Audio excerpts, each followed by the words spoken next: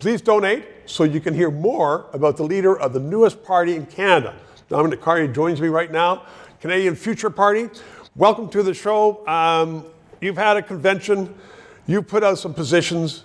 One of the positions I read is that you will have decisions based on evidence. Trudeau says that, and everybody knows it's baloney. Virtually it's been so cool for politicians to say, oh, we're evidence-based decisions. And we all know it's baloney. So how are you going to change? We're going to have a document that clearly spells out what we mean when we say evidence-based, that lays out first for policies that have been tried elsewhere, an evaluation of their cost, impact, negatives that went along with them, for example. We have a policy process that anyone can contribute to if you go to our party website. And on there, there's a template that anyone can fill out that guides you towards how to write evidence-based policy. We've got the scientific method as the basis for deciding what's true and not true in our society, which is the best tool ever invented by human beings.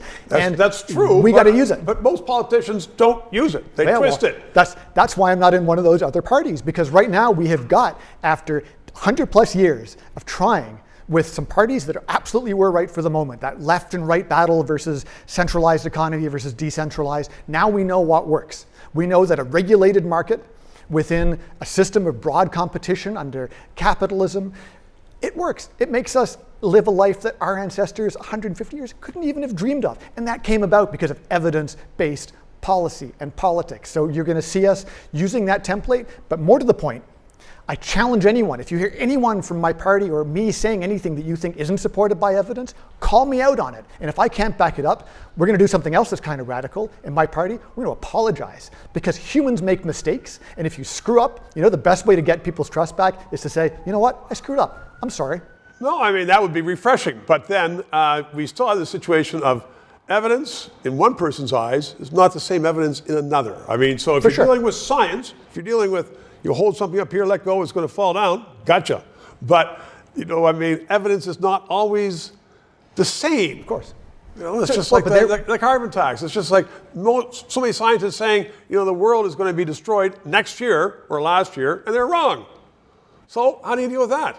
That obviously, life is full of complexity, and there's nothing more complex and uncertain than politics. But you can, for example, look at, has an idea that you want to propose in Canada worked anywhere else in the world ever? If it has, what's different about those countries? How did it work? What didn't work as well? There are things that we can always use. Now, take an example from my time as Minister of Education in New Brunswick during COVID.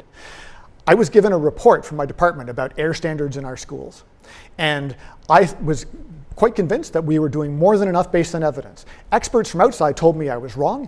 I came out and said I was wrong. I apologized, and we used that new and better information, because that's what we do in our day-to-day lives. When we learn we've made a mistake, we try and fix it.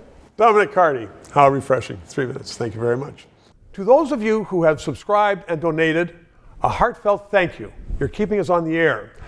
If you're watching and you haven't, please try to do so, because 4 years ago, we started this show because there needed to be independent analysis. Now more than ever, with the Online Harms Act. Once that gets into law, it's been passed once by the House, there are going to be hundreds of bureaucrats censoring the news in Canada, censoring this show.